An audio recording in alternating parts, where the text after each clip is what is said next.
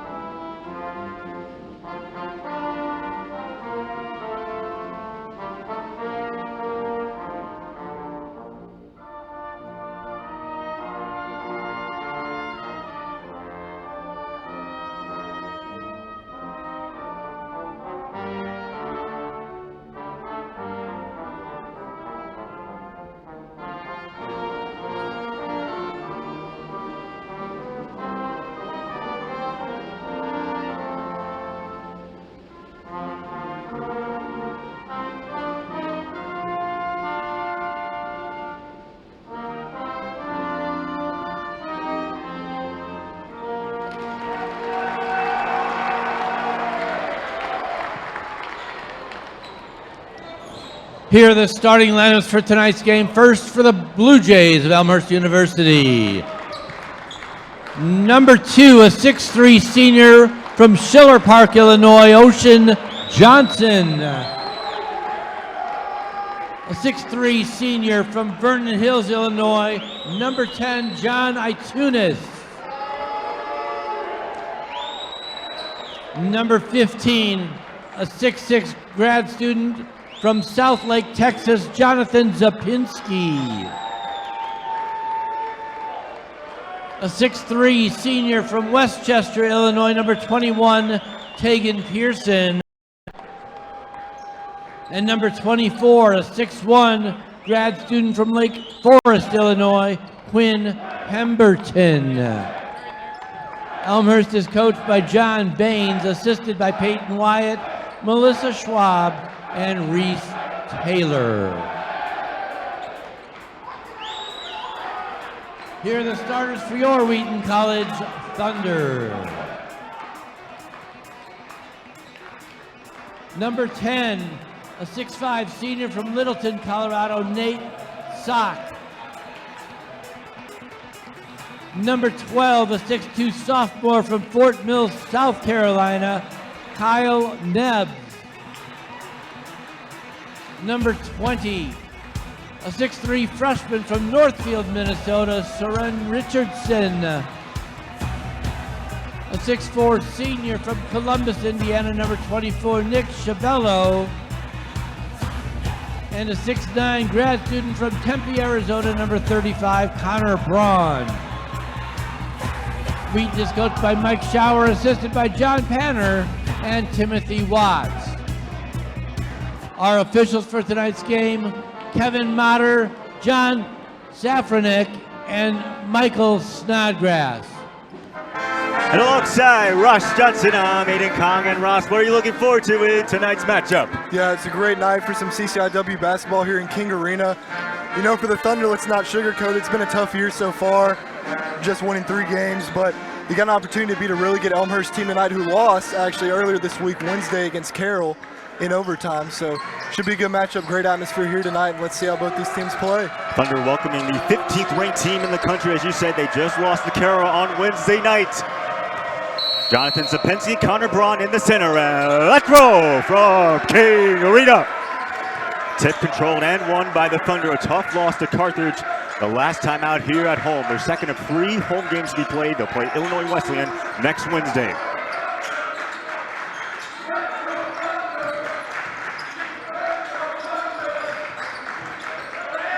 Nine on the shot clock. Here's Nick Chavello, guarded by Ocean Johnson. Kicks it back out. Connor Braun will take the 3-pointer. Comes up short. Good defensive set there for Elmhurst. Thunder ran it deep in the clock. A lot of concern on that 3 ball. The Thunder really struggled against Carthage, making 3-pointers. Elmhurst entering this game 13-2, 5-1 in CCIW. Illinois Wesleyan defeated Carthage to go to 6-1 in the conference, and draining the three-pointer is John Itunis. That's the guy for Elmhurst there, averaging nearly 19 a game. John Itunis, the senior, excellent shooter, leads the team in three-point percentage.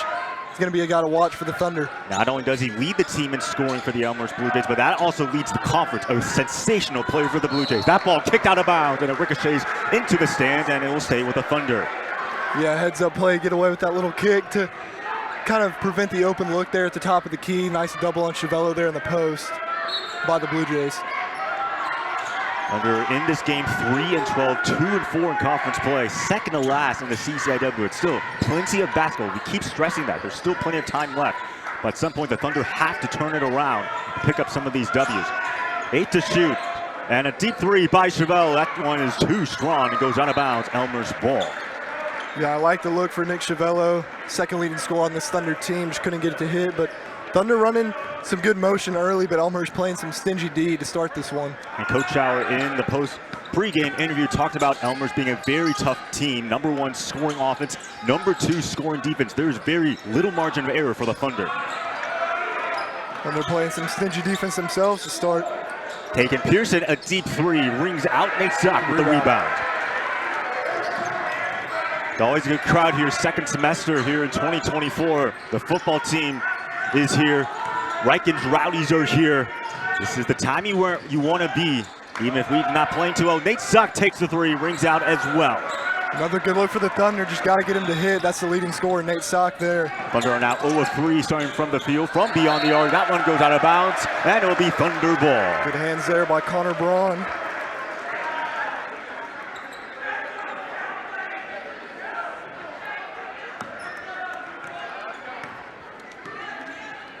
Just to put into perspective how badly the Thunder played, they were 7 of 30 from downtown. They will continue to take a lot of threes, but again, they have to hit those three-pointers if they want to stand a chance. Here's Nick Chevello. Chevello now kicks it to Connor Braun for three. Braun is no good. Well, Elmhurst certainly living with some of these open threes for the Thunder. Nice go-ahead pass there. Zapinski now picked up by Braun. A lot of great Elmhurst scores. A slew of options for the Blue Jays. Zapinski inside, reverse layup, too strong. Good defense by Braun again. Two big guys going at it right there in the post. The only field goal coming from John Itunis in the opening minutes. It's still 3-0. Here's Nick Chevello, guarded by Itunis. The Elmhurst Blue Jays, all with seniors in this lineup, either seniors or grad seniors, really experienced. Here is Soren Richardson slicing through the defense and bangs it home. Yeah, there's the freshman Soren Richardson. He's been big for the Thunder all season, averaging 11 points a game. Nice drive there to the bucket. Also shooting 52% on true shooting and knocking down that shot, Ocean Johnson. Tough shot there by Johnson. Good contest, but you can tell these Elmhurst guys know how to score. They're a very talented team. They lead the conference in scoring for a reason, and they're playing with that confidence in this one. Johnson averaging 14.6 rebounds, has 17 total assists.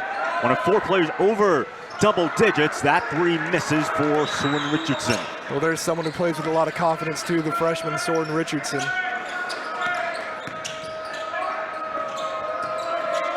Zapinski.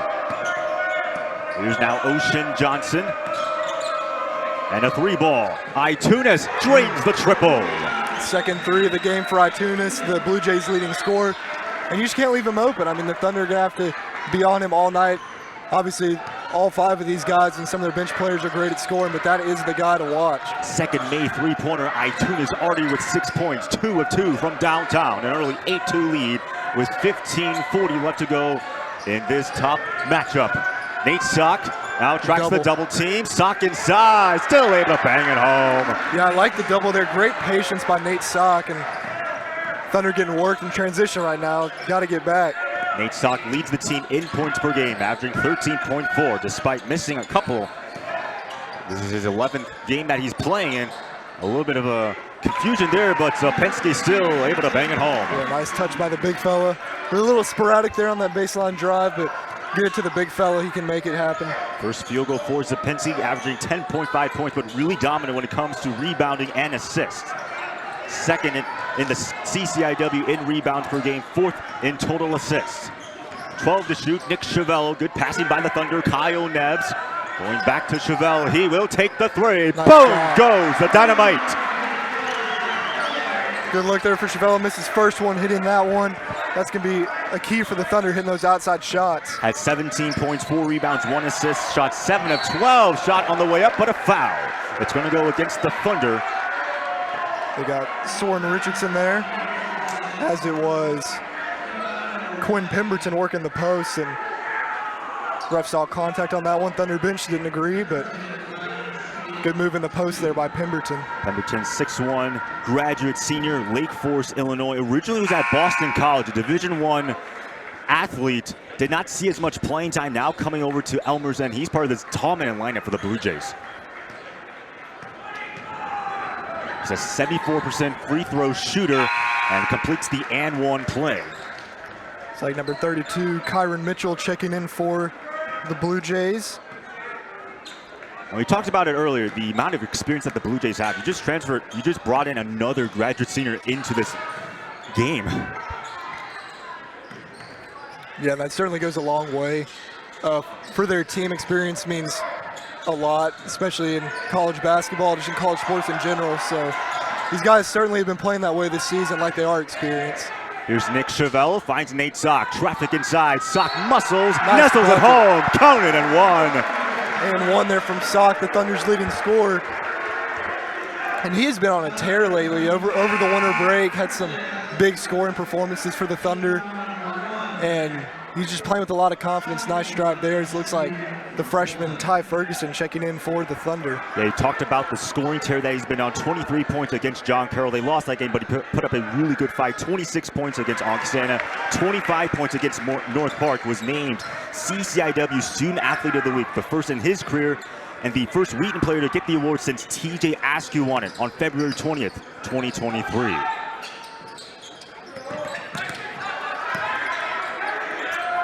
(12-10) lead in favor of the Blue Jays, entering once again atop of the CCIW, trying to avoid a second straight loss inside, and nicely done there by Zapensky, playing bully ball. Yeah, that's too easy. The Thunder took Connor Braun out, the big fella, and Zapensky's got pretty much a size advantage on whoever's guarding him in this Thunder lineup. So nice recognition by the Blue Jays offensively to go to him.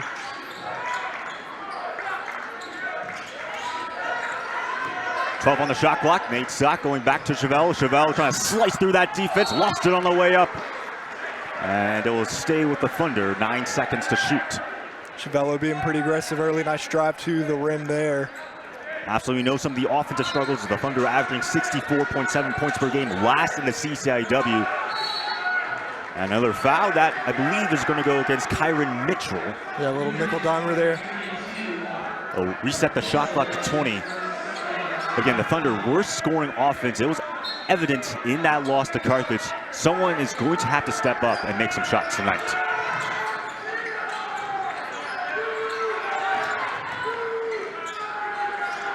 Soren Richardson almost lost the ball, able to recover it though. Here's Ty Ferguson. Chevelle. Good pass.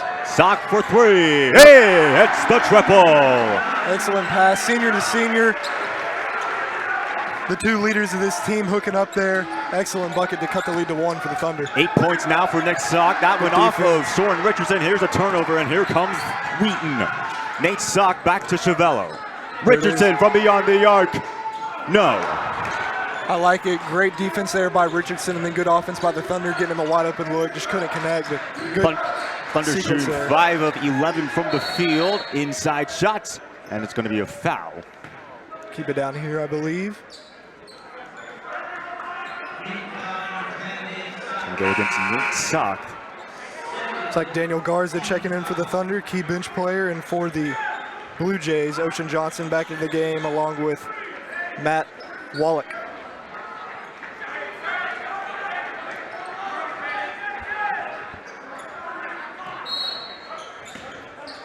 Wallach to inbound.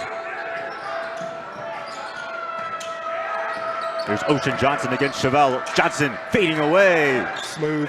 Cleans the cylinder inside. Yeah, great elevation on that jump shot from Johnson. Knew he kind of had him at the start with a little pump fake. Got Chevelle to commit just a little bit, and that was all he needed.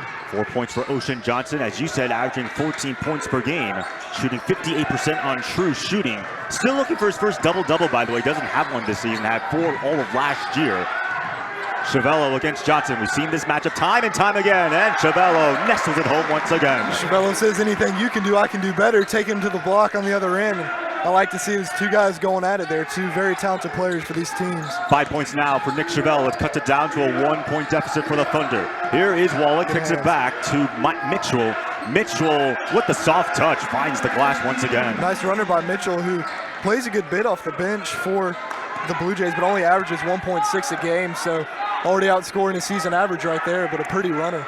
They only played in 5 minutes in their loss to Carroll. But again, so much experience on this Elmhurst roster. It's really hard to sniff minutes. It's drive inside. That's going to be a foul. It's going to go against Zapinski of the Blue Jays. Yeah, great curl off the screen there by Nate Sock, and a good find. He's got into Zapinski there, who tried to go straight up. You can see that left arm just come down a little bit. Refs are going to call that every time. And Sock did a good job just kind of going to his chest there. And Nate Sock, a 66% free throw shooter. It's like Braun and Richardson back in for the Thunder, and for the Blue Jays, Jaden Malachi into the game. Sophomore out of Clayton, Indiana.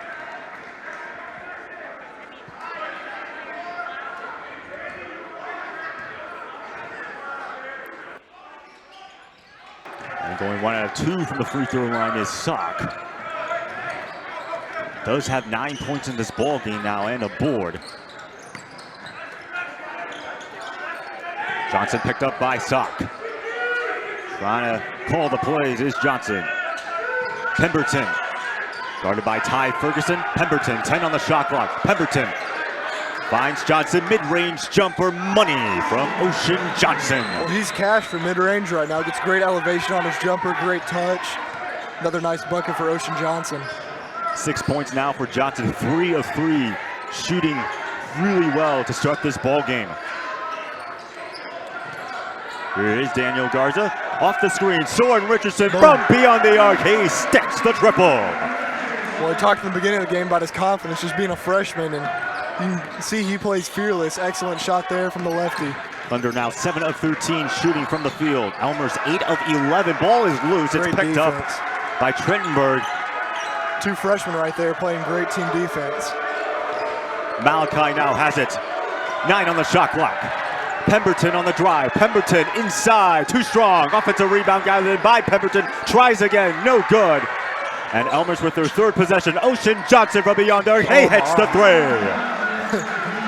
That's a net ripper. I mean, this guy can shoot the ball.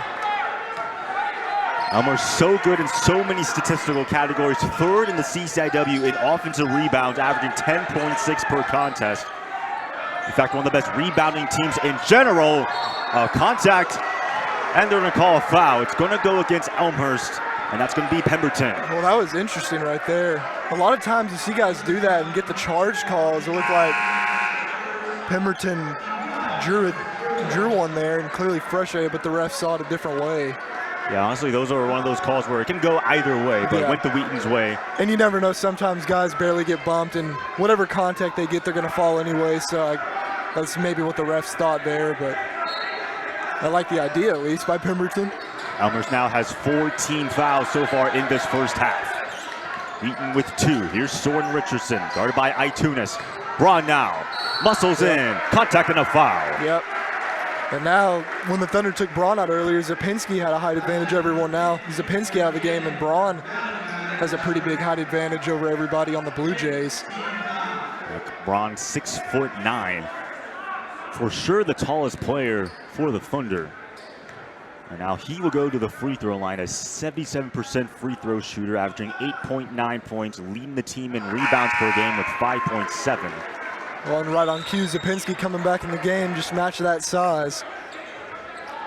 Coach Baines knows that that's a mismatch with Braun out there and no other big guy for the Blue Jays. Zapinski, 6'6", out of Southlake, Texas. And it cuts it down to a 3-point deficit. 9:30 now left to go in an exciting first half. Oh, what a drive, and finishing right there. It's Quinn Pemberton. A little slow play by Pemberton, then just burst to the rim. Kind of maybe caught the Thunder off guard there. First field goal for Pemberton, now with 4 points in this ball game.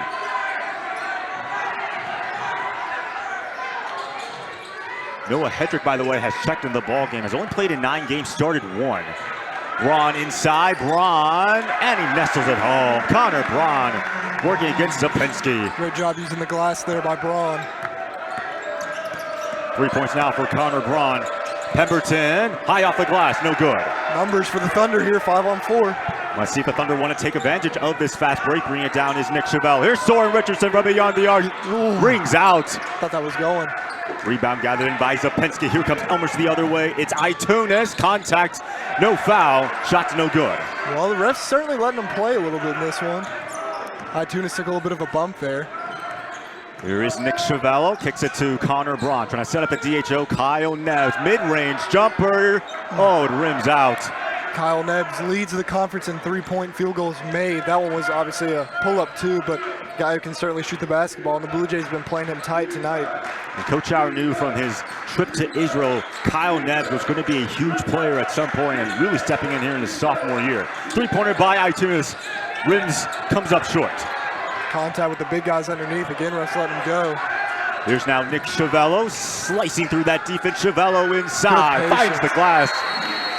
And a timeout taken on the floor by Coach Bands. Excellent patience there by Chevelle to get the bucket. And before we have a chance, we would like to thank Maypole Restaurant in downtown Wheaton for providing food for the game staff tonight at tonight's basketball game. Maypole is located at 121 West Front Street in Wheaton. Visit their website at www.gatheratmaypole.com to place an order or make a reservation, or give them a call at 331-218-4181. And Ross, what are your thoughts so far early in this ball game? Yeah, it's been a really good game. These two teams going back and forth, and obviously Elmhurst probably favored coming into this one, but it is CCIW basketball. Everything's on the table. I've liked a lot of the shots that the Blue Jays have hit. They've been, Itunes and Johnson have been hitting some big shots. They've been getting in the paint as well. And for the Thunder, I just like the patience. They haven't really forced anything. They've been hunting for good looks. First few possessions down the court, obviously the shots weren't really falling, but you can tell they're getting in a groove a little bit here, and some shots are going, and they're taking advantage of the open looks that they're getting now. So good job by both teams. And Coach Auer, in our little pre-game meeting, talked about the fact that the Thunder have to be consistent, and they know they're going up against a really good team, the Elmhurst Blue Jays, but if they can be consistent and play their game, they have a chance in this ball game tonight. Elmhurst right now 10 of 18 shooting from the field, and it's taken away by Soren Richardson. I mean, Richardson's just so good on both ends of the court. Here's now Nick Chevelle. 18 on the shot clock. Good passing by the Thunder. Braun going to set up a DHO. Soren Richardson once again. Richardson guarded by Johnson, finds Connor Braun. 4 on the shot clock, by the way. Got to put something up. Neves just heaves it. It's going to be a shot clock violation. Yeah, I don't know if the Thunder realized the clock was that low until later on. Couldn't really get a good look. That was some good defense there by the Blue Jays. Just suffocating there. Being able to dodge every screen, the off-ball screens and everything.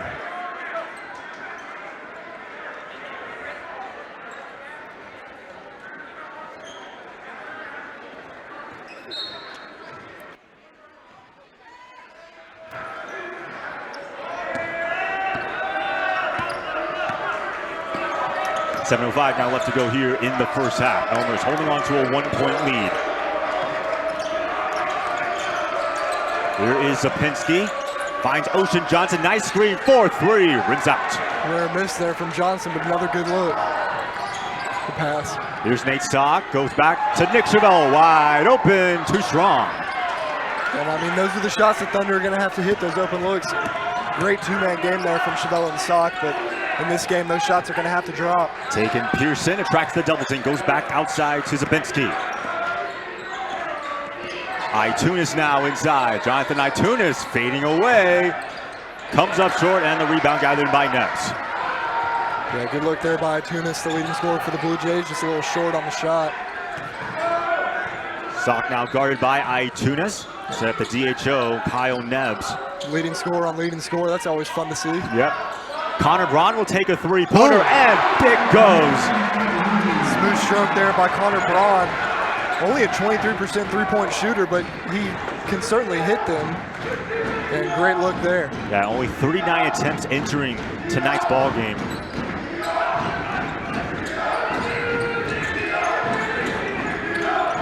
.45 now left to go, and fading away, pounces out there. Thunder have the lead, by the way, 27-25. Their first lead of this ball game. They fake the DHO. They find Soren Richardson using the screen inside, but it's blocked. Nicely done there by Zapinski. Good job by the big fellow there. Here's Pemberton inside, banging it home. That is Itunis. Perfectly executed break there. Great pass from Pemberton, and good job by Itunis running the floor on the other end. Itunis now with 8 points in this ball game, 3 of 7 from the field, and it's tied up at 27. Good hands there by Tegan Pearson. Wow, almost poked that one away. Under 5 minutes now left to play. Nebbs guarded tightly. It's now Soren Richardson.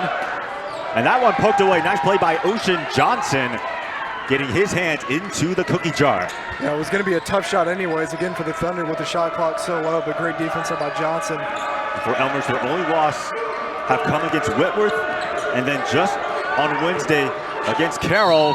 Shot inside and spilling hard to the floor is Quinn Pemberton, and that's a foul. Yeah, Kyle Nebbs picking up the foul there, trying to step in and contest at the rim. And you see, just couldn't really get there and plant the feet. Nice drive by Pemberton. So he will go to the line. He's already gone to the line before. Shot there, 74% shooter is Daniel Garza, checks in for the Thunder. Connor Braun will check out in his replacement. And these matchups here, especially this time, are always fun because you have Wrighton's Rowdies coming in and packing the arena. Of course, the football team on the other side. It's really good atmosphere here at King Arena. Yeah, we just need Wrighton's Rowdies to get on their feet for the second half at least. Of course. Now Thunder football team over there looking good. I see a nice man in a SpongeBob shirt, it looks like, with sunglasses and a bandana, but you know, they always get loud over there. Great spirit, and I mean, it plays a factor, you know, in these conference games. You know, crowds play a factor, and for the Thunder in a game like this where, you know, they're probably a little outmatched in talent, you know, the crowd's going to help out a lot. In the second half, especially, we could see that play into effect if it stays close. And the Thunder last year, they kind of had a veteran lineup. Of course, Tyson Cruikshank, Askew are some of the two players I'm just thinking of off the top of my head. Elmhurst is kind of entering this year in the position of the Thunder. Very experienced lineup and threatening to make the NCAA tournament. Right now, 15th ranked team in the country. They have a chance not only to win the CCIW tournament, but make a deep run in the NCAA tournament. Yeah, and I mean, it's crazy. I mean, they're 13-2. Everybody would want that record at this point, right? That's awesome. Their two losses have both been by just 3 points. So they've lost by a combined 6 points in their 2 games. They can play with anybody in the country. Now, I would also say that conference play is a little different than out-of-conference play, no matter how good the teams you're playing. I mean, these coaches know each other's schemes, their systems, their personnel. So in a lot of ways, these wins can be some of the hardest earned wins of a season for a team before the postseason. And right now, Illinois Wesleyan just won. They beat Carthage. That was a matchup between the second-best team and the third-best team in the conference. Elmhurst still sitting at the top due to some of the tiebreakers, but if they do lose tonight, Illinois Wesleyan would jump Elmhurst and Carthage to be #1 in the conference. Just for now. Obviously, there's still plenty of basketball left to play, but still, this is a very tight conference. Yeah, as you said. Yeah, go down the wire for sure. 2-point lead in favor of the Blue Jays. Richardson picked up by Itunis, and now he will take the mid-range jumper. Shot won't fall. Thunder right now 10 of 21 from the field. Elmer's really good so far, 11 of 22, 3 of 6 from downtown. Wheaton 4 of 13. Good double team. Zapinski was tied up. Richardson's got the hands a little too much in there, but great double team. As Zapinski kind of wasn't ready for it, drove baseline, got cut off, and that's when they can get you right there, but obviously Richardson picks up the foul. Itunis picked up by Chavello. 11 on the shot clock. Zapinski against Sock. Finds Ocean Johnson. Johnson rises up, rings out. Good tip out. Zapinski does that a lot. They tip out these offensive rebounds, and that I would have to imagine that plays a factor in all the offensive boards that they average per game. Again, Elmhurst, one of the best teams in terms of being able to reel in those offensive rebounds and give their offense multiple opportunities. A three ball, too strong. Chevelle able to get the board. Good look there by number 13, Dominic Trailenberg. Sock from beyond the yard, too strong, goes out of bounds. It's going to be Elmhurst ball.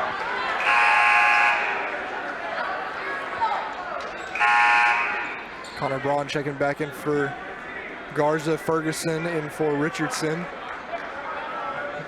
The guard and big man sub. For Elmhurst, the impressive wins are there so far this season. Defeated number 19th ranked Tryon. They defeated Illinois Wesleyan. They defeated Carthage, defeated Illinois, and all those teams at the time they were ranked, especially the Blue Jays Firebirds matchup, which was intense. That one rings out though for Trendenberg. Here's Nick Chevelle trying to slice inside Chevelle, contact and a foul. Chevelle's a great driver. We've seen that on display tonight as Zapinski picks up the foul there, but Thunder, I think sometimes we've seen this season can sometimes settle for contested jumpers outside and maybe some good looks, but not the best looks, and getting to the rim there was really good from Chevelle. And Coach Schauer in our pregame meeting talked about needing someone to drive inside. He would rather have someone that can drive inside. And I asked him, are you a three-point offense? And he said, well, that's not really our philosophy per se. We want to have someone that can drive inside, but because we really don't have anyone that can slice through the defense, unlike last year's team, which had Tyson Crookshank, we're kind of forced to take a lot of three-pointers. That's why we lead the league in three-point attempts. Yep. In fact, they average 27.3 three-point attempts per game. First in the W, 35th in all of Division III. Here's Itunis. Wallach picked up by Ty Ferguson. 9 on the shot clock. Good defense by Ferguson, walling him up there. It's Ocean Johnson. He will pull up. Johnson rings it out. Great contest by Sock there at the top of that jumper. Elmhurst hanging on to a 1-point lead, tightly contested in this ball game, despite Elmhurst appearing in as a big favorite, and that shot won't fall for Kyle Nebbs. Well, if there is a three taken, that's the guy that you want taking it if you're the Thunder. Just couldn't get it to go. Is Pearson on the other end. Pearson, oh come on, just drains the triple. Great pull up there by the senior out of Westchester, Illinois. Smooth jumper. A lot of these guys can just shoot, flat out shoot on this Elmhurst team. Ocean Johnson leading the Elmhurst Blue Jays in scoring with 9 points, also has 4 rebounds. 1:42 now left to go here before the intermission. Elmhurst leading by 4. Braun trying to get inside Braun, and he's going to be whacked in a foul. Yep. Taking it to Jaden Malachi there, just using the big body, playing some bully ball down low. Second foul there on Malachi in this one. Braun now for his 3rd and 4th attempts of the line in this ball game.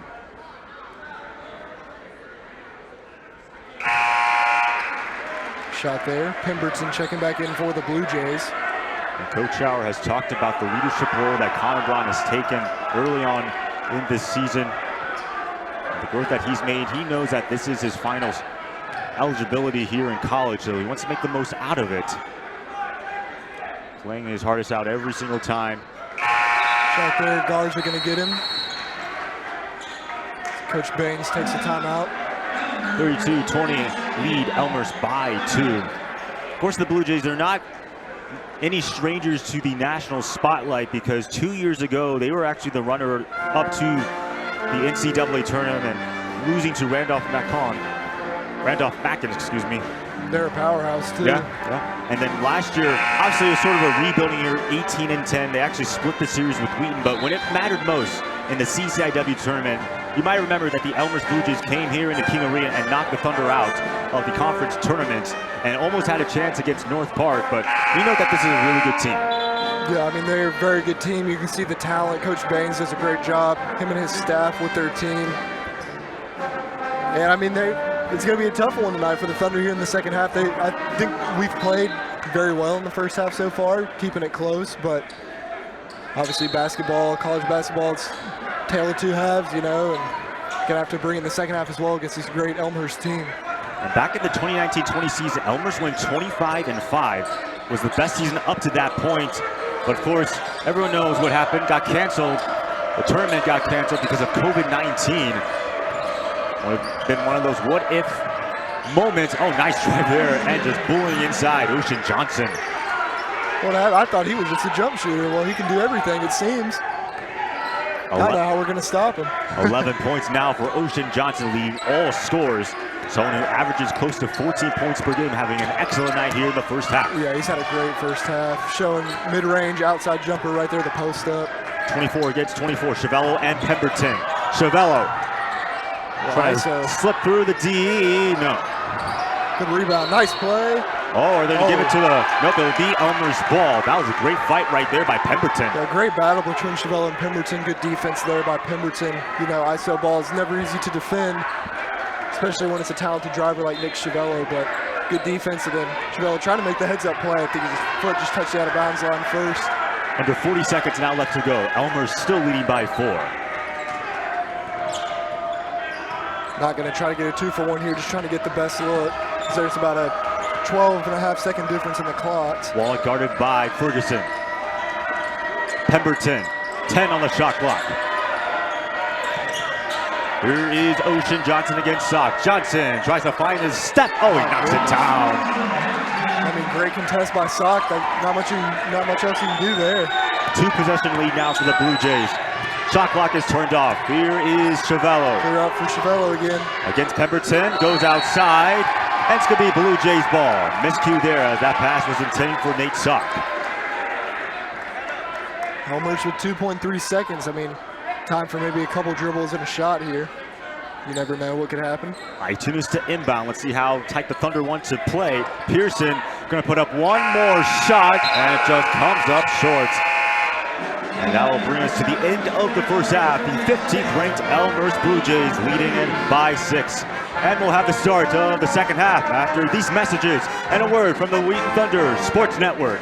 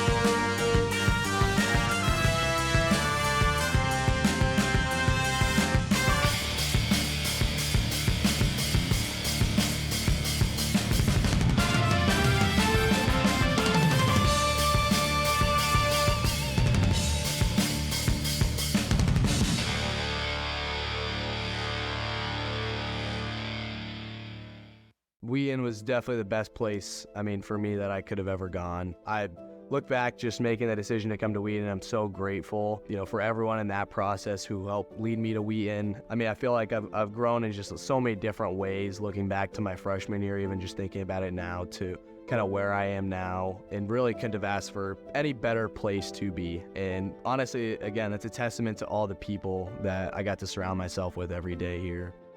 When I saw him play in high school, I came back and told Coach Banner, he clearly is talented enough, but he is so small. Growing up as very short, skinny, kind of out-of-place point guard, I think that's really where you have to have a chip on your shoulder to know and go in that, I've put in the work and I deserve to be on the court here. But to be honest, he wasn't the best player on his high school team, and then he wasn't the best player at Wheaton for 4 years.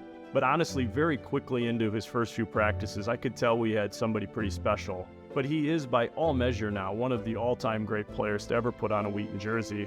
But he's also going to be the type of young man that you can point back to and say, this is what a star player looks like, behaves like, and acts. I think looking back early on in my career, I really was afraid to fail. And that's something that we talked about a lot, was throw all your dice out there, put all the chips out there, and don't be afraid to fail. And that's something that we kind of worked on together. And that's really what helped us gain trust. And I mean, for me, my past, 2-3 years, I was really able to play more free.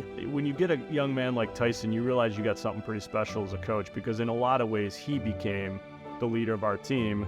And I just cheered a lot. I mean, he just became somebody who really embodies everything you want from a best player.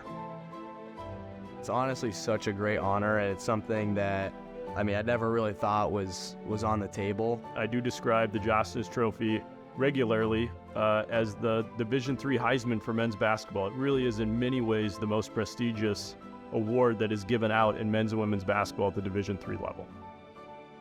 Not only measures the basketball ability of the men and women at Division III basketball, but also the academic and service of those individuals. So it's a total award that really encompasses not only just the talent level, but really the most outstanding student athlete in our sport. The initial feelings were just like of gratitude and thankfulness to Wheaton, to Coach Shower, to Coach Panner, everybody who invested in me during this time.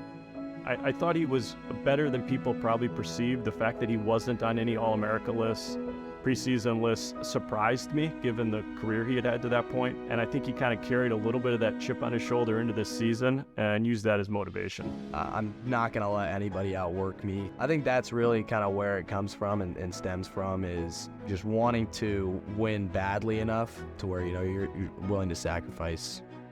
One of the things I love about Tyson is he averaged over 5 rebounds a game, and he's not much taller than me.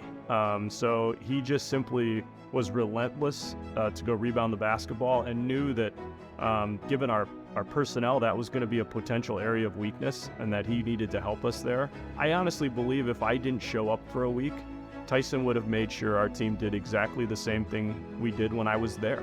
And so his legacy will be brought up over and over and over again, whether I'm here or not, because he's going to be on the wall and that trophy's going to be downstairs.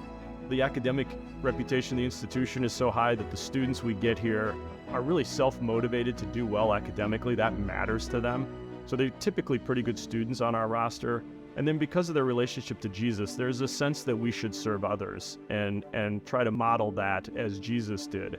Looking back on the Israel trip and Zimbabwe trip, those are two things, just looking back on my career, that I will never forget. The relationships that we built out there were just so incredible. Go to the Holy Lands, we're going to do all those biblical sites and really study the Bible on that trip. And our trip to Zimbabwe, which Tyson also went on, we did clinics and did service projects, and we are going to visit historical sites and do some fun stuff in addition to playing some games. But we're going to do it in a different context than most Division III basketball programs. There's just so many incredible things about those trips. Makes the whole time at Wheaton, and specifically a Wheaton basketball player, just so special. All he cared about was winning, and that just makes life easy for a coach. Because if your best player cares about that and your best player has his work ethic, it's hard for other people to come up with too many excuses. They sort of follow because he's just such a great leader.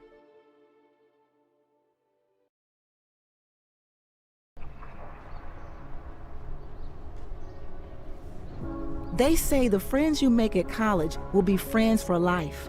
We say the friends you make at Wheaton College will not only be lifelong, but life-changing.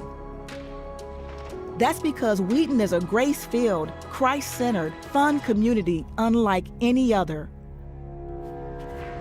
From talent shows to all-school communion, Christmas celebrations to hip-hop battles, you'll have opportunities every single day to express who you are and how you see the world, to lead, work, serve, and worship together, to define your convictions with peers and mentors who support and encourage you, and expect your friendships to last not only on campus, but throughout your life as part of a Wheaton family that spans the globe.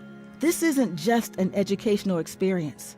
It's an unparalleled journey that you can only find at Wheaton.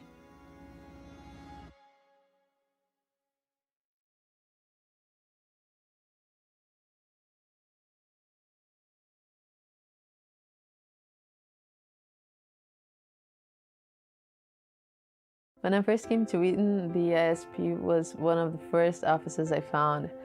They helped me get settled in, from getting me a SIM card to taking me to the bank to open a bank account.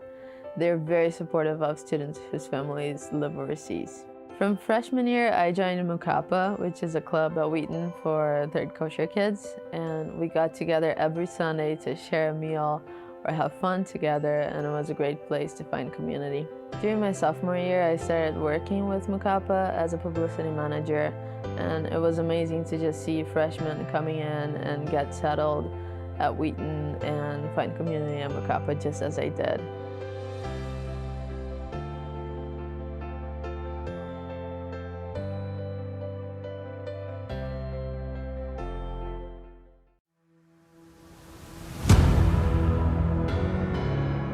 From psychology to business, health to history, Wheaton College offers 150 plus majors, minors, and concentrations, and 20 plus grad programs, all taught by world-class scholars who will mentor you, motivate you, and prepare you for the career you want. But the top-tier academic experience you'll find at Wheaton doesn't stop at career preparation. Here, we want you to think big picture. See the world through a Christ-centered point of view. Make connections between your faith and your interests and your studies. Pursue academic excellence, not at the risk of your faith, but for the sake of your faith. In the end, you'll have developed a vision for vocation and a passion for service, while strengthening your wisdom and character. That's what makes the Wheaton experience so profound and so long-lasting. It's a whole person preparation for your whole life's journey.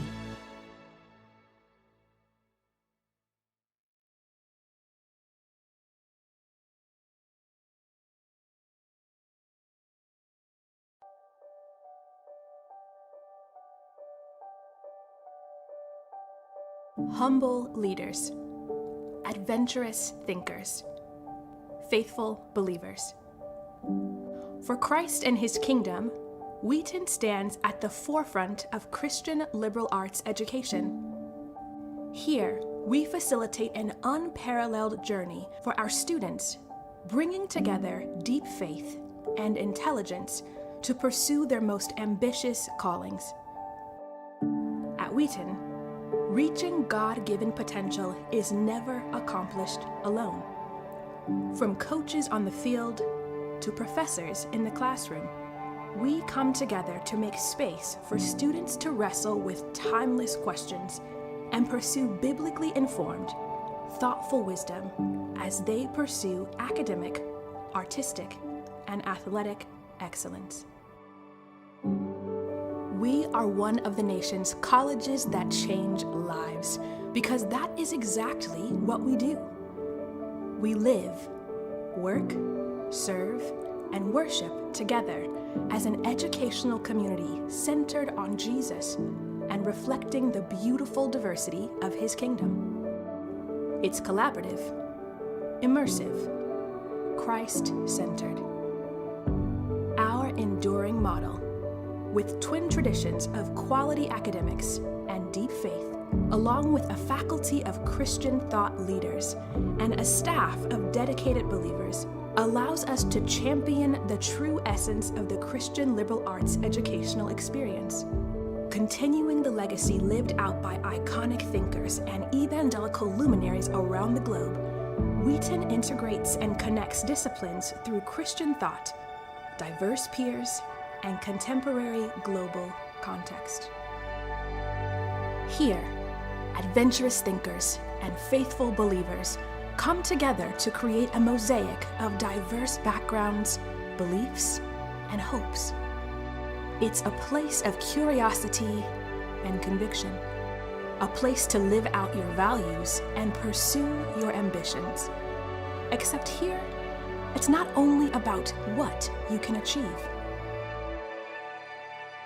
It's about who you can become. Living out our calling with heart and skill through Christ-centered leadership.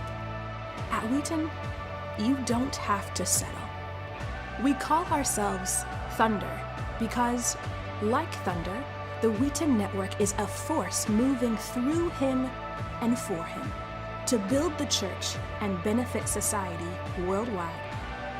Like rolling thunder, God's mighty voice calls us to be humble leaders, adventurous thinkers, and faithful believers for Christ and His kingdom.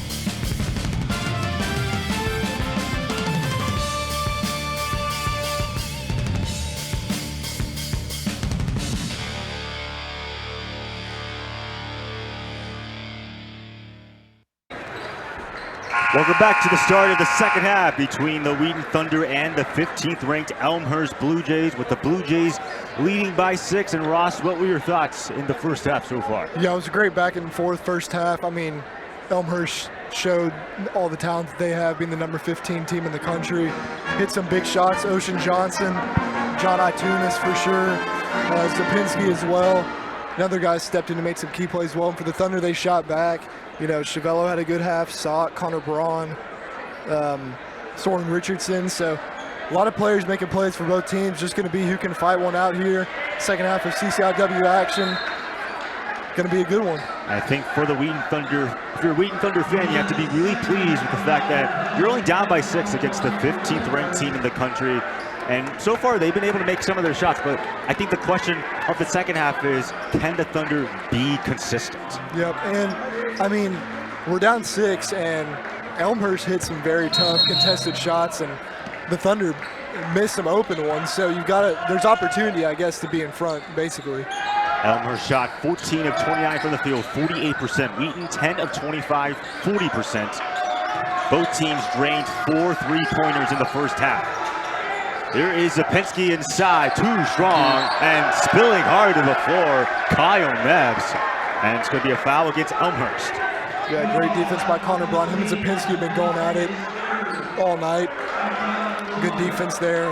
Good job by Nebbs taking that foul. Leading score for the Blue Jays, Ocean Johnson, 13 points, 4 rebounds. Leading score for the Thunder, Nate Sock, 9 points on the board for him.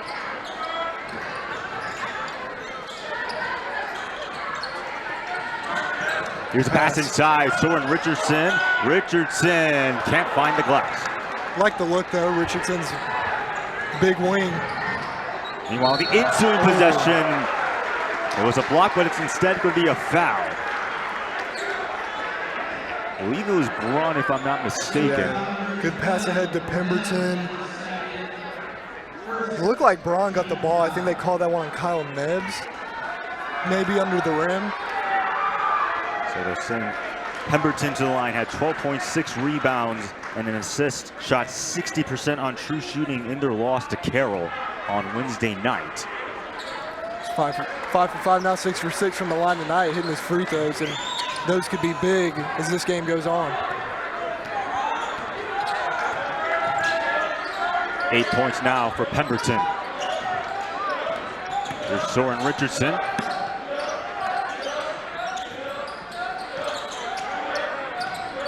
Twelve on the shot clock. Nate Sock. Guarded by Pemberton. Sock almost lost the ball, goes out of bounds, and it's going to be Blue Jays ball. Looked like there just wasn't much going on off the ball for Sock to give it up, and just kind of dribbled into a tough situation there, lost it out of bounds. But Elmhurst guards have been doing a great job on the perimeter, playing some stingy on-ball defense. it's really been the off-ball movement of the Thunder that's allowed them some open looks in this one. Both teams with a combined 7 turnovers in the first half, so not as much sloppy play, which is always good to see.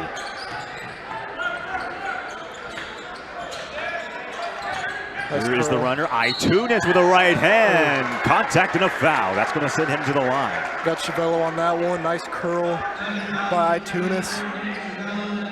Off of that screen. John Itunes taking a massive step. Last year averaged 14 points, 4 rebounds, 3 assists, shot 63% on true shooting. Named to the second team all CCIW by, as you mentioned, Ross, leading the conference in points per game, averaging almost 19 a night. Yeah, and he had 8 in the first half, now with 9. Though he's got a great offensive game. 23.7 rebounds, 3 assists, shot 41% on true shooting in their loss to Carroll. Here comes a press. First time we've really seen that tonight. Like the Thunder weren't ready for it at first. They were doubling Chavello, but good job to get it in and clear out. Elmhurst now leads by 10. Thunder still looking for their first field goal of the second half. Point of any kind, in fact. Here's Connor Braun. 7 on the shot clock. Thunder are going to have to hurry a little bit. Nebbs finds some space. Mid-range jumper pounces out. Blue Jays looking to go on a run here. Pearson push it up. Kagan Pearson from the right elbow. Pearson. That one comes up short, out of bounds, and it's going to stay with the Blue Jays. Good job by Ocean Johnson there fighting, and it goes off with Thunder players. It looks like Jaden Malachi into the game for the Blue Jays. He got some minutes in the first half. Elmhurst right now on an 8-0 run in the last 3 minutes and 50 seconds, and if you include the end of the first half, they're on a 15-3 run.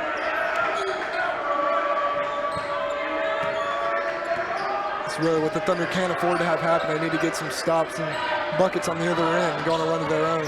Tie for the largest lead so far. 5 on the shot clock. Here comes a 3 by Pearson. Fading away. That shot too strong. Offensive rebound by Pemberton. New life for the Blue Jays. Another 3 ball. It's drained by Itunes. Yep. Timeout there. Looked like Pearson might have got hit on his shot, but no call. And nice job kicking out to Itunes off the offensive board for a 3 look.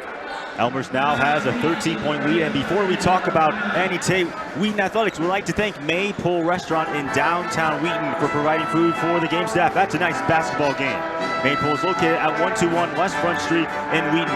Visit their website at gathering@maypole.com to place an order or make a reservation, or give them a call at 331-218-4181. And now it's time to talk about Annie Tate. What a performance she had in that win against Elmhurst. They won 80-69, but Annie Tate was a big reason why. 39 points, but look at this.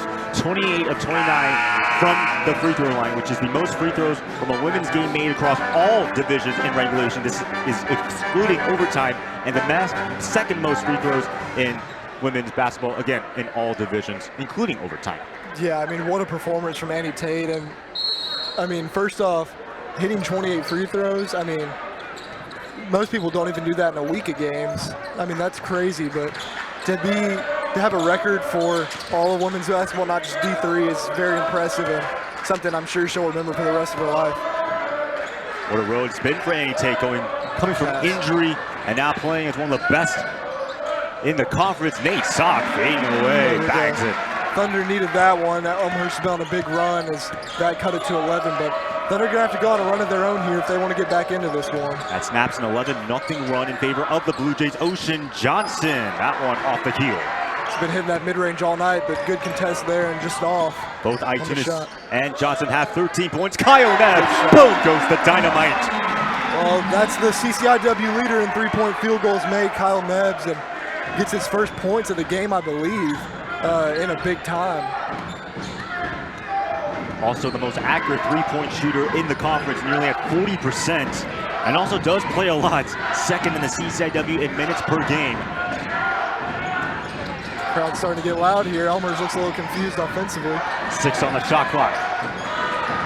Pearson against Nebbs, 2 to shoot. Pearson comes up short, fight for the ball. Elmhurst has it, now it's a jump ball. Johnson just gonna put up the shot, and it's gonna be a foul going against the Thunder. And those are the plays right there. Got to get that ball. I mean, they're going on a run. Got to find a way to get that rebound. But great job by Ocean Johnson, who's been making plays all night for the Blue Jays. Kind of ripping that one away from Connor Braun. Was named CCIW Student Athlete of the Week on December 11th, and in that week averaged 19.7 rebounds, 26 points, 8 boards, 63% true shooting against against Carthage in that massive matchup, with 16 points, 5 rebounds, and an assist, shot 48% on true shooting against Carroll on Wednesday night. Yeah, and a great one tonight as well for the Blue Jays. Looks like Ty Ferguson back in for the Thunder and Dominic Trellenberg back in for the Blue Jays. And there's 16 minutes now left to go in the second half. It's a single-digit deficit. Elmhurst leads by 9. Kyle Nebbs, another 3. It's good. Might be heating up. Kyle Nebbs got a little pep to his step now, and the Blue Jays pushing transition. Kicking it outside, Ocean Johnson, it's good. Back-to-back three-pointers from both teams. I mean, every made bucket, Elmhurst is getting a great outlet up the court to a wing or to another guard. The Thunder have to get back on any made bucket. 17 points now for Ocean Johnson. Here comes another 3 by Nebbs. Oh, Oh my goodness, boom goes the dynamite. He is feeling it. I think that's what you call a heat check there. The Thunder have made their last 3-pointers. Kyle Nebbs, a big reason why.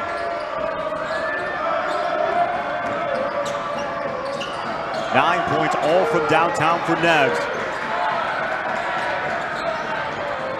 Itunes, right hand, comes up short. By Chavello. Big possession here for the Thunder.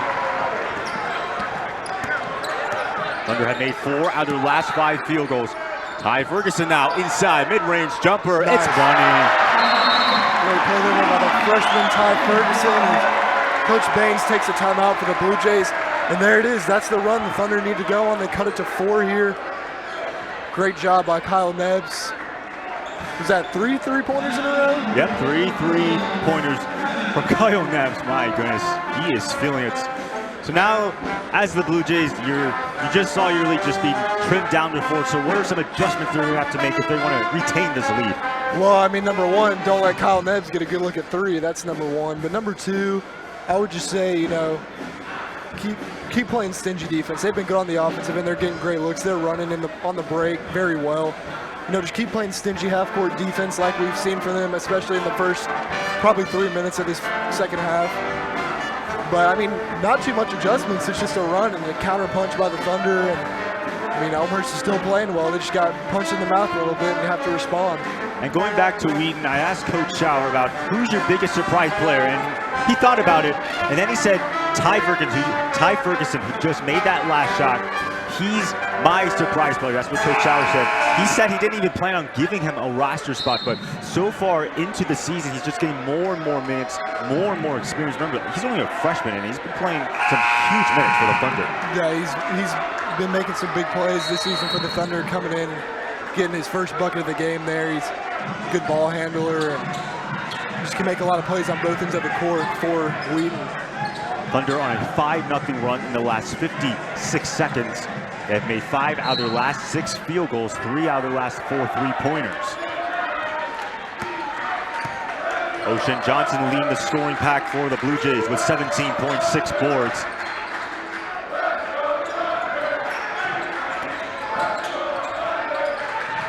Here's Trennenberg being harassed by Richardson. Johnson now has it half on the shot clock. Pemberton, good passing by the Blue Jays. Trennenberg feeding away, no. Rebound gathered in by Suck. Great team defense and an opportunity to cut it to a 1-possession game here for the Thunder. And they're only down by 4 so far. Under 14 minutes now left to play. Here comes another 3 by Kyle Nebbs. He drains it. Wow. You know what they say, if you can shoot, shoot. 12 points for Nebbs. Has made his last 4 3-pointers. Had 6 in the win against Lake Forest on their second game. Another And miss he's playing defense. by Tegan Pearson. Thunder now with an opportunity to take the lead. Nate Suck bangs it home. And the Thunder had their first lead since leading at 27-25 in the first half. Well, the atmosphere in King Arena is completely shifted now. You can see these fans have some life.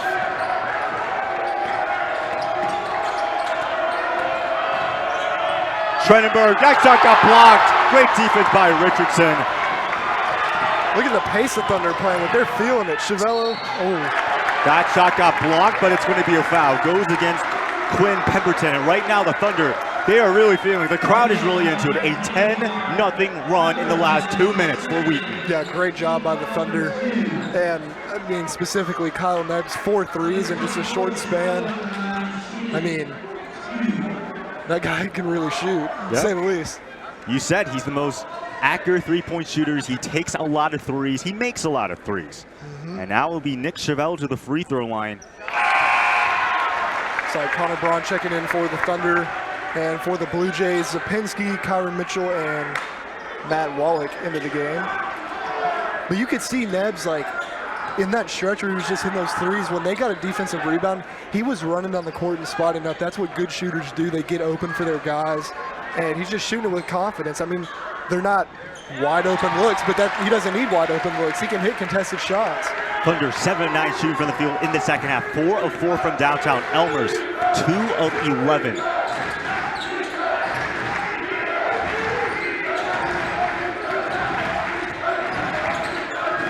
Here's the pass inside. Itunis swinging around. 12:50 now left to go.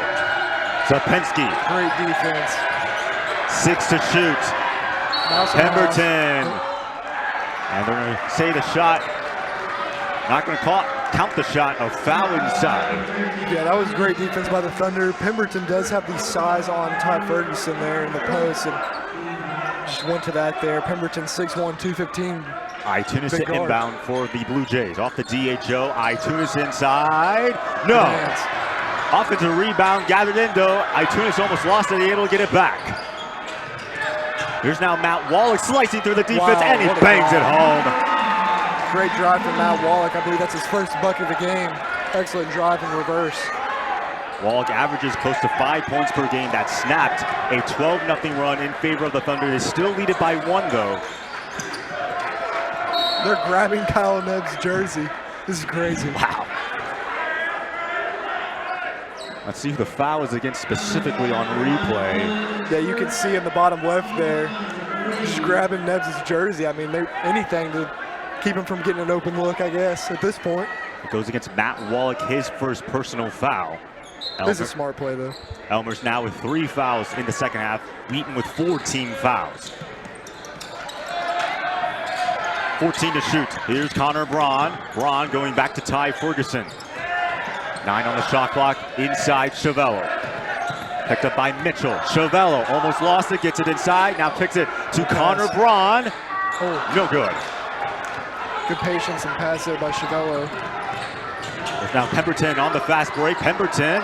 Somehow finds Zapinski. Too strong there. And Connor Braun tried to gather in the rebound, but it's going to be Elmhurst ball. Kind of a wild sequence there. Yep. It's like Soren Richardson back in for the Thunder, getting Kyle Nebbs. Coach Schauer probably wanting to get him a little breather so he can come back in a few minutes and keep it going. Kyle Nebbs with 12 points, 4 of 6 from beyond the arc. A big reason why the Thunder were able to go on that 12-0 run. That one almost a turnover, able to get it back though. And now the ball loose. 2 freshmen right there, both getting deflections. Playing tough D. Itunis, they go back to Itunis inside, 6 to shoot. Itunis hits the bottom of the rim. Great cover down by Ty Ferguson. Knew Itunis had beat his man with the shot fake and then the pass. And they're going to get Kyron Mitchell for a reach-in foul. That's now the 4th team foul going against the Blue Jays in the second half. Well, and you can see for the Thunder, this team is capable of playing great defense. I mean, they've been playing good defense tonight. It's just been the offense this season that's been lacking for the most part, and they're doing a good job right now. Kicking it out, good pass, one more. Nate Zock from the top of the key, too strong. Ball still loose, goes out of bounds, and it's going to go the Thunder way. They'll retain possession. Good tip out there, keep it alive.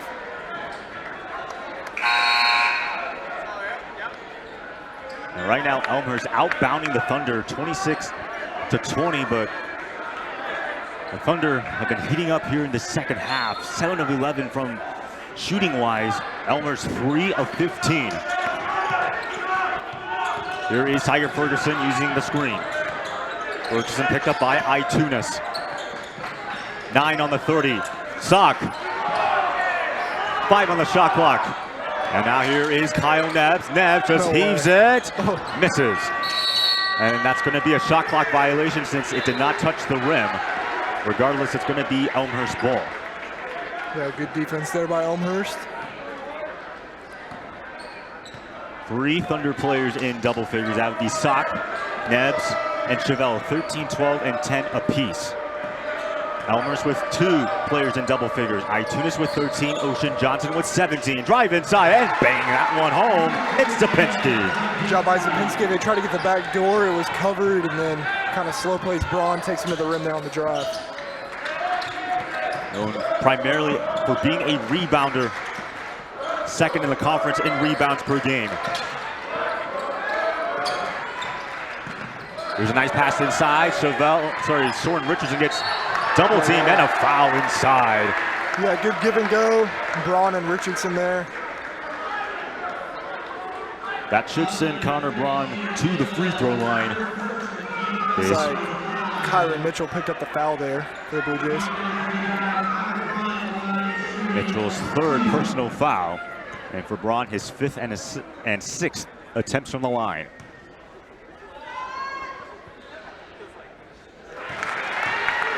.23 points, 3 rebounds, 2 assists against Carroll.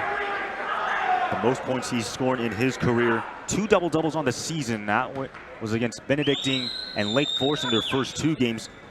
Shooting right now 50% on true shooting. And a timeout is taken on the floor by Coach Schauer. It's going to be a good last 10 minutes in this one. Thunder leading 52-51 right now. It's been a good first half. Elmhurst went on a big run to start in the first few minutes out of this half, and then Thunder kind of flipped the script in the last 4 or so minutes of this one, so should be a good one. And it seems like for the Thunder, this is the most excited that they have been in a really, really long time, because it's constantly losing a lot of close games, sometimes getting blown up, but right now they're competing against a top 15 team, the number 15th ranked team in the country. Yeah, I mean, they're playing with some heart and some passion in this one on both ends of the court. Again, can't ignore Kyle Nebbs, really the main factor of them getting back into this game. But, I mean, man, it's been a good one so far. It's been a good one, to say the least. And Wheaton fans will remember last year in the CCIW tournament, the Elmhurst Blue Jays in the CCIW tournament semifinals came into King Arena and upsetted the Thunder to make it to the CCIW championship game. That's actually their 3rd appearance in 4 years. Almost actually won that game, and we'd be talking about a completely different team if Elmhurst actually made the tournament. Of course, North Park won it. North Park and Wheaton, the only two teams that received bids into the NCAA tournament last year. Of course, for the Thunder, made it all the way to the Elite 8. Elmhurst 2 years ago, as we said, made it to the national championship game. Lost to Randolph-Macon, but went 27-7, the most wins in Elmhurst history. 2 years before that, 25-5. Was all the way to the Sweet 16. Would have gone against Pomona Pitcher, but again, the tournament canceled because of the COVID-19 pandemic. Here's Ocean Johnson, guarded by Nebbs. 9 on the shot clock. And it goes to the screen. Back to Johnson, 4 to shoot, guarded by Nebbs. 3 down the shot clock. Here comes a deep 3 ball by Itunes, comes up short. That's going to be a shot clock violation.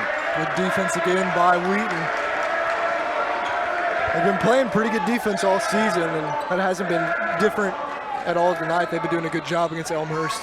Elmhurst entering this ball game with the best scoring offense, averaging 80.5 points a contest. But the Thunder, as you said, really good defense, 70 points per contest, the 3rd best scoring defense.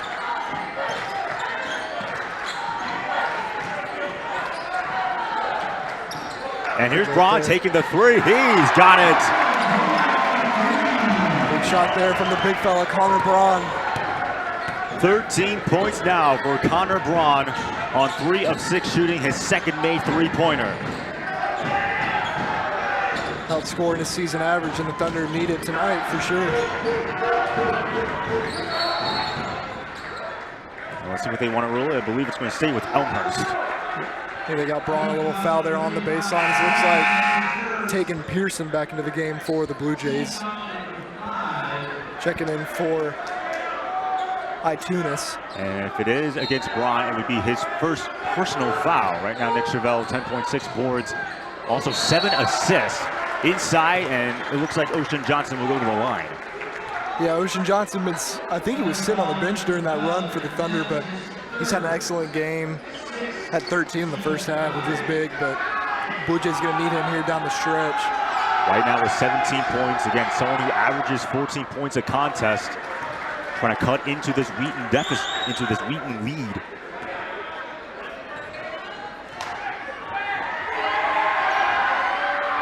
Shooting 58% on true shooting and knocks down both free throws. Little light press here from Kyron Mitchell. It's going up against Nick Chevelle. Ty Ferguson is in the ballgame. He's picked up by Pearson. Set the DHO. Here's Soren Richardson, guarded by the big man. Soren Richardson pulls up from mid-range and rattles it home. Well, hezzy pull up there by Richardson. Great move by the freshman. And a nice job taking advantage of that mismatch when they got the switch. Mitchell, one more pass outside. A corner three, pounces out. Braun with the board. Great team defense again from the Thunder. Oh, the second rebound for Connor Braun, almost stripped right there. It goes out of bounds, and it's going to be Blue Jays ball. Hey, Mitchell with the steal there from behind. They got it off Chevelle's leg as Nate Sock checking back in for the Thunder. Only 7th turnover for the Thunder. Blue Jays with only 4. Well, didn't touch Chevelle's leg, but I guess it's still somehow out on him. 57-53. 4-point lead for the Thunder. Elmhurst led it by as many as 13 points. In fact, they're up 43-30 early on in the second half. Here comes a corner three, too strong, and Sock gathers in the board. It was taken Pearson on that attempt. Elmhurst 4 of 18 shooting from the field. Wheaton 9 of 14, 64%. They fake the DHO. Now they set it up with Kyle Neps, a three, got his and release it. That's going to be a foul, and if that is from beyond the arc, that means 3 free throw attempts for Kyle Neps. Yeah, Pearson's trying to get around Braun and contest that shot, and not really sure. I guess he got him across the arm there, but I mean, I guess it's better than maybe giving Neps a good look at 3 the way this half has gone. 3 free throw attempts for Kyle Neps, who has 12 points in this ball game. 75% free throw shooter on the year for the Thunder as well. So one of the better free throw line shooters on the team. If you're wondering what his career high is, that would be 20 points. That came against Lake Forest in Neps' second career game.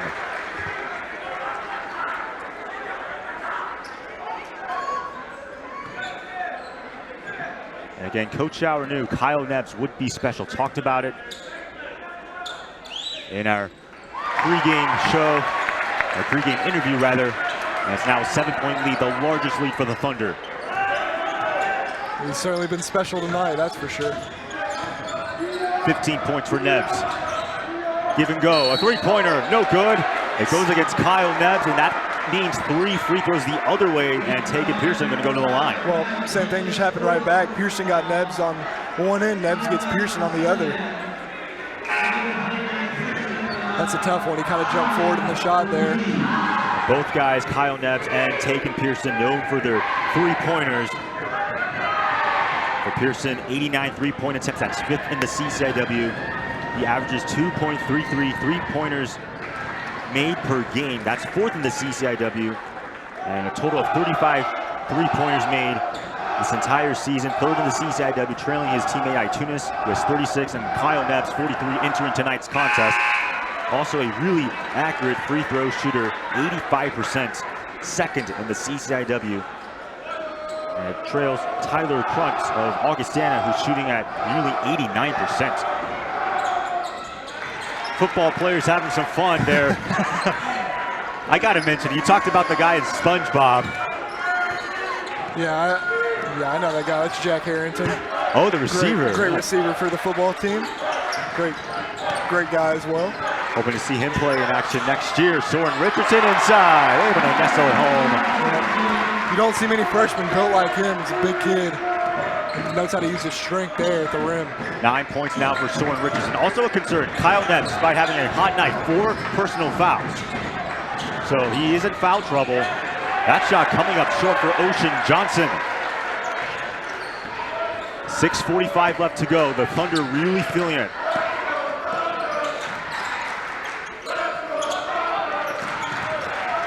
Here's Connor Braun, and he throws up an air ball. Good defense that time from Zapinski down low. Those two have been battling all night long. It's been fun to watch. Zapinski only with 6 points, but also 6 boards. Ball comes loose, and it's going to be Thunder ball. And Soren Richardson looks a little bit shaken up. He's still on the ground, and they'll call a timeout. Hopefully he's okay. Looks like he's good. Might have just slipped there. And he's able to get up on his own power. He's all right. That's good to see. Career high 28 points on 88% true shooting against John Carroll. Averages 11.1 points. Again, only a freshman. So far in this ball game, 9 points, 2 boards. 6:24 left, Thunder up 6. And I mean, if you're the Thunder right now, you gotta be thinking we got nothing to lose, you know? Underdogs in this one. You just gotta keep playing all out this last period of the game. And sometimes it can be scary when you're a team that's highly favored. You're playing against a team that has nothing to lose. That being the Thunder. Here's Nate Sock, takes it over 2 defenders. That was a tough shot there by Sock. Yeah, maybe not the shot that Coach Schauer wanted there, but I mean, Sock is the leading scorer of this team. 13 points in this ball game, along with 5 rebounds. Some good passing. Here's Pemberton, guarded by Soren Richardson.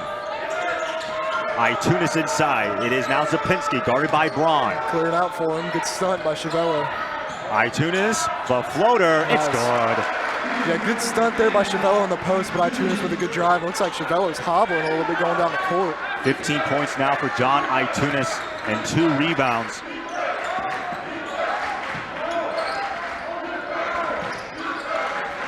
Here's Soren Richardson, and it got blocked. What a play right there. But I believe they're going to get a foul against Zapinski. Oh. That was a hard fall. Soren Richardson spilling to the floor. I guess he got him with the body too. It looked like that was clean on the ball. Couldn't really tell on that one, but nice drive by Richardson, taking it to the big fella that time, getting to the line. I think a little bit lucky that it was not called for a technical foul or any sort of flagrant right there. Of course, the Elmhurst fans disagree with the call. No surprise there. Richardson now 95% from the free throw line, has only missed 1.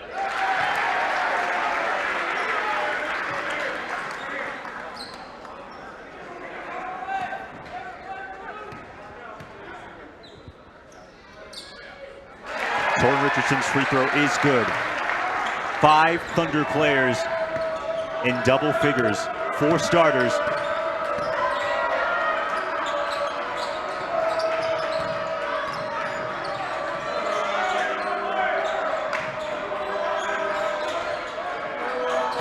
.10 left to go. Going to the big fella again. Zapinski fading away. Nice. Down the hatchet it goes. Nice hook. A little light full court pressure again here from Elmhurst. Thunder doing the right thing though. Every time it's clearing out, letting it be a one-on-one up the court. So 4-point lead for the Thunder. Tyberg is being tied up there with Pearson.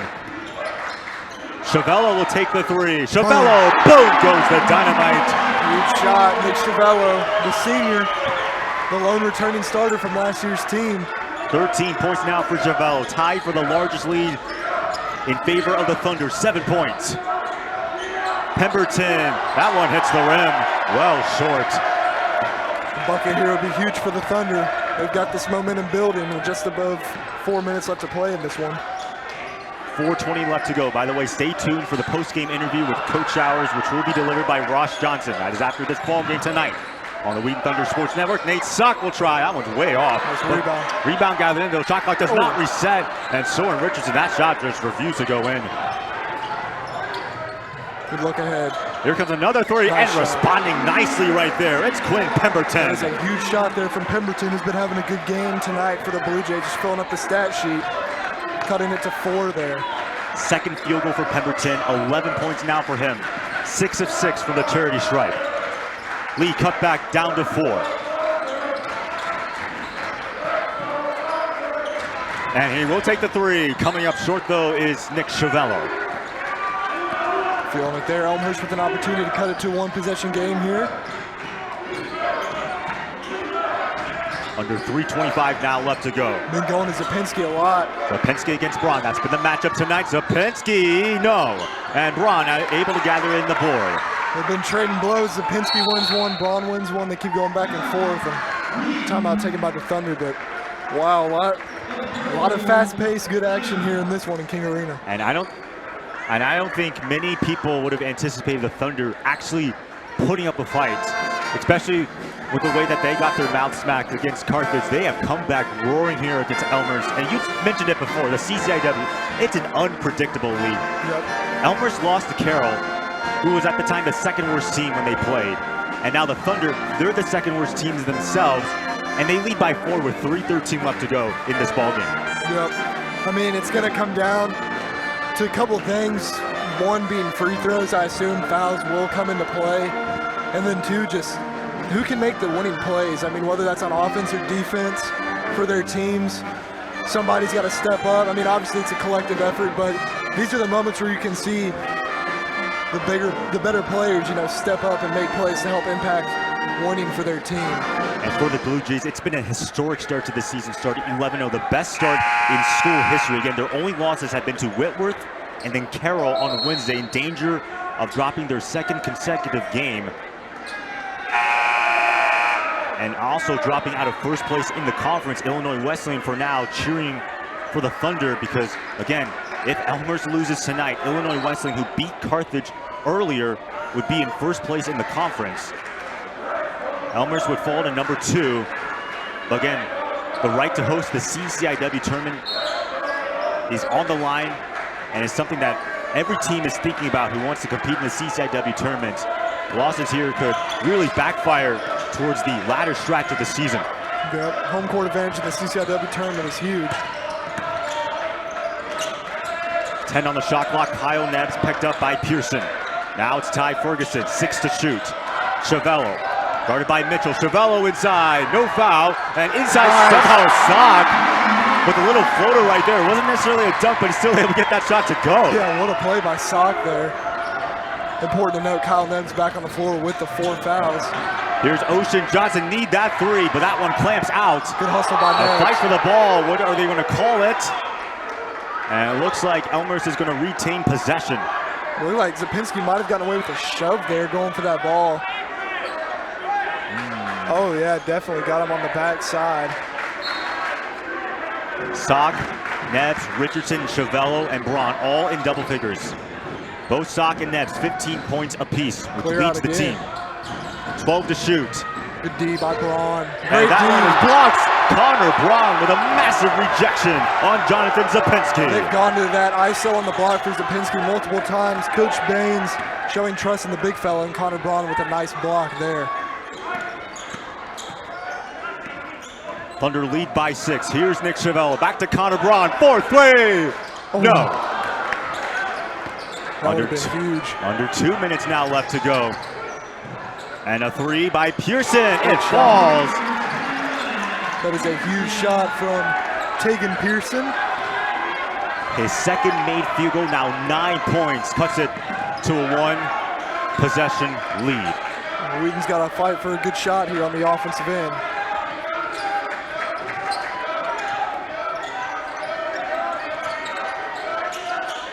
Under 90 seconds now left to go. 8 on the shot clock, almost losing it is Sock. Chavello now, guarded by Mitchell.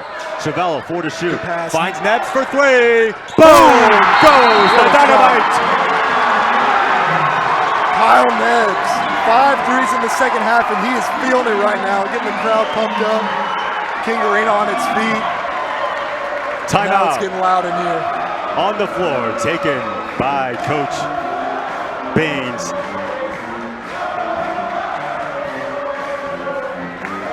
And we'll just let the crowd speak for itself. They are fired up. Well, minute 20 left. I like the timeout there by Coach Schauer. Settle his team down a little bit. It's a big shot, but Still got to fight, still got a minute 20 left. Elmhurst down 6. Obviously, don't need a 3 or anything right now, but again, got to find a bucket on this possession.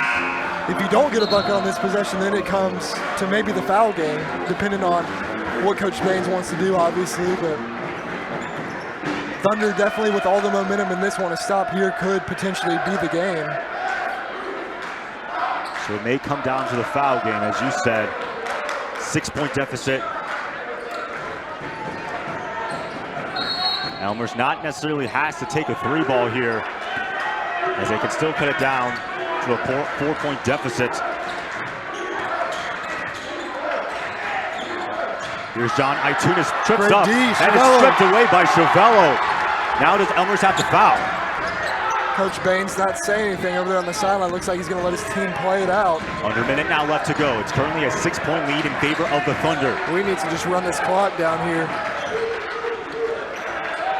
You would think a field goal right here might seal it for the Thunder. It would. Braun. Brings down the hammer. Connor Braun with a massive dunk. Sends King Arena in absolute frenzy. Meanwhile, the ensuing possession, Jonathan Zapensky gets the shot to fall. Timeout on the floor taken by Coach Baines. But what about that dunk from Connor Braun? Oh my goodness. What a drive by Braun. Got the positioning and then just rises up and throws it down. I mean, Ross, it got your attention a lot. You were screaming after Braun made that dunk. I mean, a guy that big putting the ball on the floor, down to the rim and dunking it down contested. And Braun and Zapensky have been going at it all night. 2 really good players. You know, Zapensky's got some, Braun's got some. That right there, that was big. That was special. So both teams have 7 fouls, team fouls. Both teams are in the bonus. 40.9 seconds left. What is the strategy for both teams? Well, Elmhurst here, I would say most likely going to foul. They pretty much have to foul, but you could potentially see a lot of teams try to go for a quick trap here, maybe force Wheat into a bad pass or a jump ball, or even another timeout. And if the Thunder can hang on here, it would be a massive upset in the CCIW. Elmhurst in danger of dropping 2 consecutive games and falling out of first place in the conference. Yeah, you got to get the ball in here. Chavello to inbound, looking for somebody, and it's going to be a foul going against Matt Wallach. He was tied up with Ty Ferguson. Off the ball. Yep. Huge free throws here for the freshman Ty Ferguson. It's going to be a 1-and-1 again. Both teams are in the bonus. He's 8 for 10 from the line this season. 80% free throw shooter, so one of the guys you want to have on the line if you're Coach Schauer. And even just one here could potentially seal this thing. Ferguson with only 2 points in this ball game. Career high 11 points against North Park a week ago. And the first one misses. Elmhurst now has to rush. They need a shot here. Here's Pemberton, the shot inside, hit hard and a foul. Almost the end one. We see him with that size advantage on Ferguson. Taking it to the rim there, I like it. They're not settling for a 3 because they don't need it yet. I mean, they're probably eventually going to need one at some point, but good choice there by Pemberton. Pemberton now with 12 points in this ball game, 7 of 7 from the line, 4 rebounds and 4 assists as well. It's like Coach Baines going a little offense defense with Mitchell and Wallach checking back into this one. And it looks like number 3, Cole Hornbuckle, going to check in for the shooter here. The second one misses. Braun gathers in the board, and they're going to foul him. All right, so here we go. Free throw game. Knew it'd come down to this. Connor Braun walking the other way. Currently with 15 points, 5 rebounds, and of course that monstrous dunk. And don't forget the block that he had earlier. Yeah, he's had a really good game. Career high 23 points came against Carroll on December 6th of last year. Again with 15 in tonight's game. Kyle Neves, my goodness, what a performance for him. 5 made 3-pointers.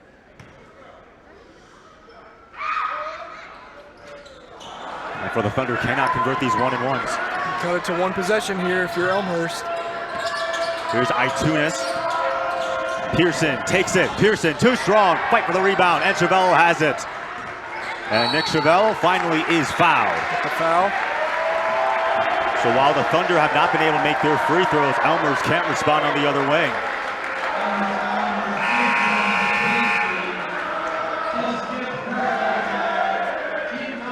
They might have said that was number 5 on Pearson.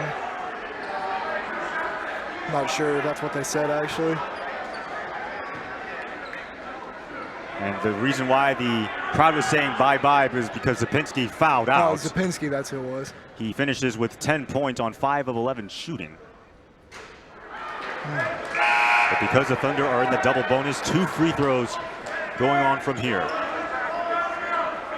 Definitely would like to knock this second one down if you're Chevelle.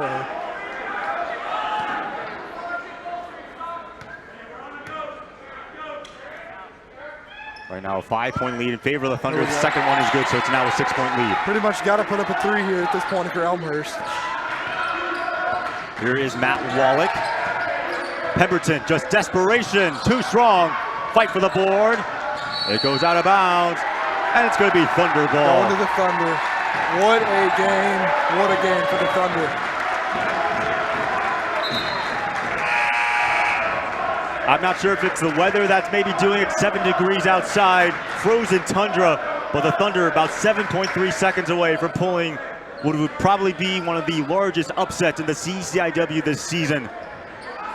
A team entering with 3 wins overall, tied for the worst start through their first 14 games, about to take down the number 15th ranked team in the country. And that one goes out of bounds, and it's going to be Elmer's ball. I believe that went off of Nate's sock, if I'm not wrong. Yeah, they got it off sock. Somebody on Elmhurst got their hands in there. Zaitunis will check back in for Mitchell. It's now 6.8 seconds left. Coach Baines taking a timeout. And I'm assuming that with very little time left, you have to have a 3 here. Yeah, you do, and I mean, you can see the Thunder still, you know, obviously they played great defense, but there's still things offensively they got to work on to close these games out. Got to hit some of these free throws. Can't have that turnover right there when you don't need it, but you're playing great defense, and you're right, Elmhurst pretty much has to take a 3 here. The odds are not in their favor, to say the least, right now, but, I mean, what a game this has been. What a game. Also, I was considering for the Thunder, they could intentionally just foul the Blue Jays and basically prevent them from taking a 3 ball, and the most they can get is 2 points. Yeah, it's such a mind game. It's all cat and mouse because, you know, if you do that and you go for that intentional, well, someone could go in their shooting motion, put the ref in a tough spot. You never know, but we'll see what Coach Schauer decides to do. I mean, Elmhurst probably going to take their 2nd straight loss here on the season. They've got nothing to worry about. They're a very good team. We've seen it all night long. They've got players. Coach Baines and his staff do a great job. It's just the Thunder's night, and it's a big win for them in King Arena. And it would probably be basically a revenge game for the Thunder again. Elmhurst came into King Arena in the CCIW tournament, upsetted the Thunder, but the Thunder coming back against the 15th ranked team in the country. They can hang on. It would be another massive upset. Wallach to inbound, taking it. Pemberton comes up short. Chevelle comes in with the board, and the Wheaton Thunder have just taken down the number 15th ranked team in the country. What a game. 75-69. And let the crowd speak for itself.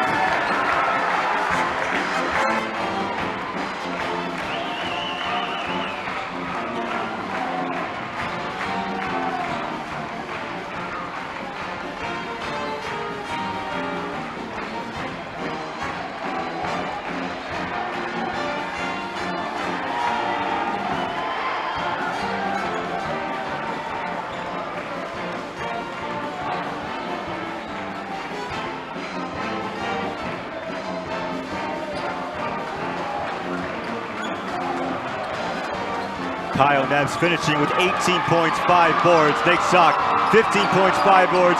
Soren Richardson, 11 points, 2 boards. Chevelle, 14 points, 8. Connor Braun, 15 points, 6 rebounds for him.